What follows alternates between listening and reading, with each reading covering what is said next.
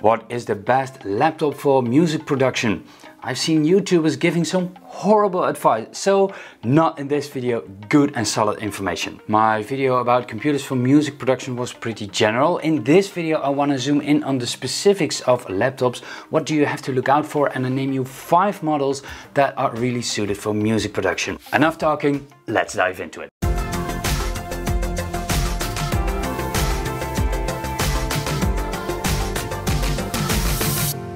Consider subscribing if you already haven't and hit the bell button so you don't miss anything.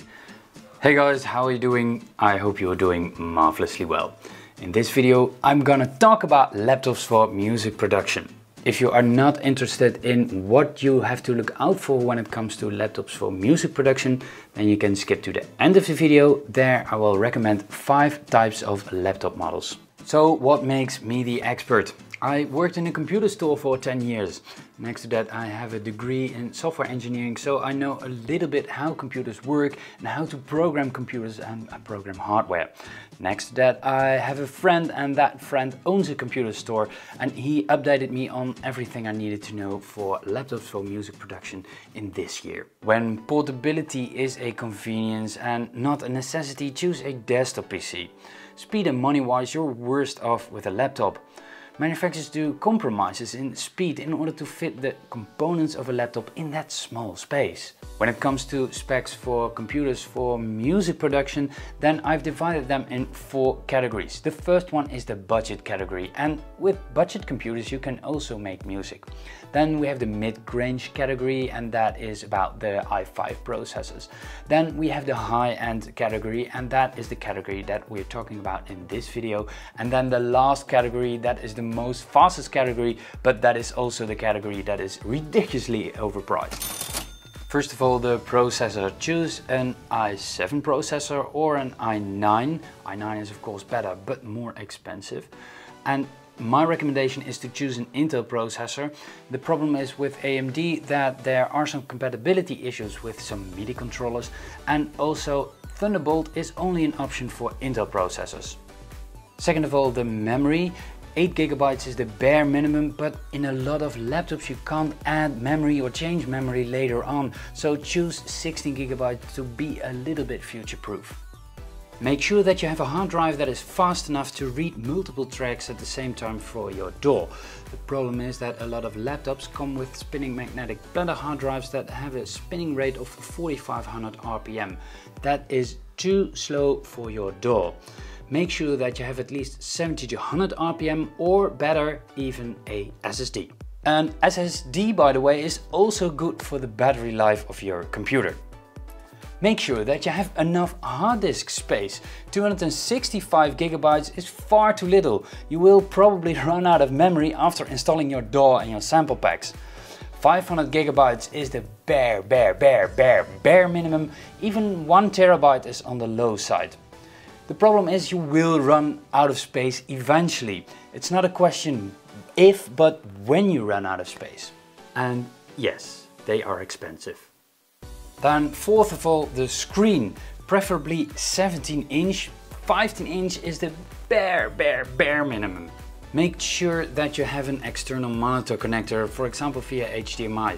Especially when you're choosing for a 15-inch monitor, so you can connect a big ass screen to your laptop. Make sure that you have a backlit keyboard, so you can read the letters of your keyboard if you don't have enough light when you're producing. Okay, it sounds really stupid, but for Apple it isn't. A simple USB connection on your laptop. A lot of Apple computers only have a USB-C connection, and you can only hook up a regular USB thumb drive or your key, your dongle, for example, that you need with certain plugins and certain DAWs, with a converter cable. Really annoying, because that is always the accessory you forget to grab when you bring your notebook somewhere. Then a Thunderbolt connection on your laptop for an external sound card, for example. The problem is a lot of laptops don't have a Thunderbolt connection.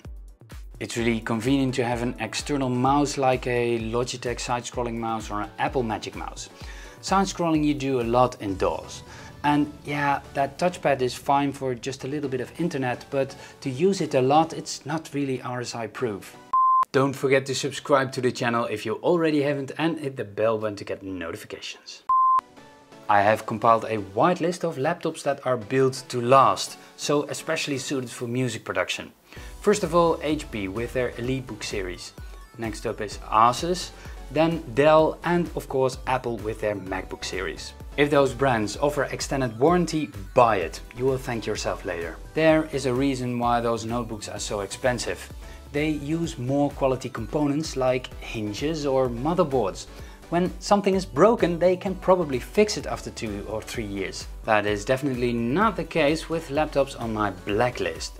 Those things are built to be cheap, meant to be broken after a year, and warmth, for example, they can't really cope with that. And warmth you will definitely produce with your processor when you're making music.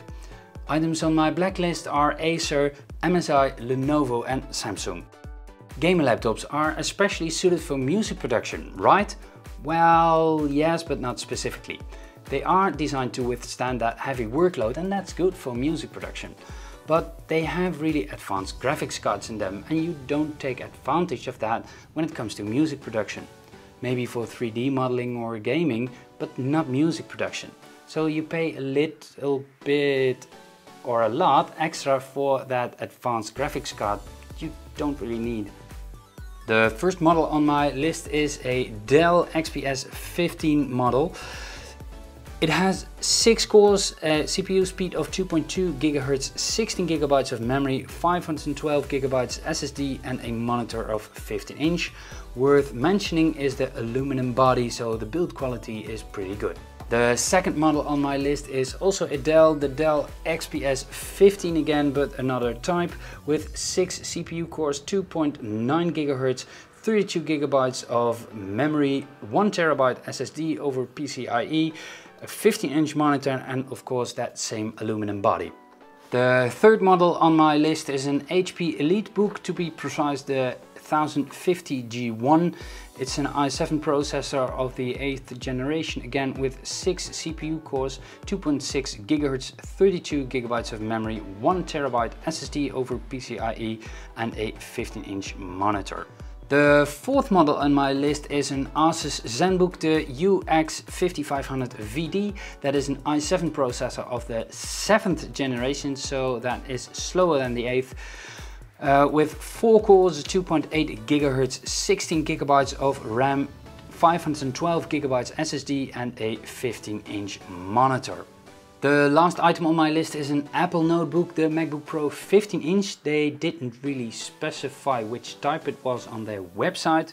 The processor is an i7 processor of the 7th generation, so it's the older generation, so it's somewhat slower. 4 cores, 2.9 GHz of speed, 16 GB of RAM, 512 GB SSD and a 15-inch monitor.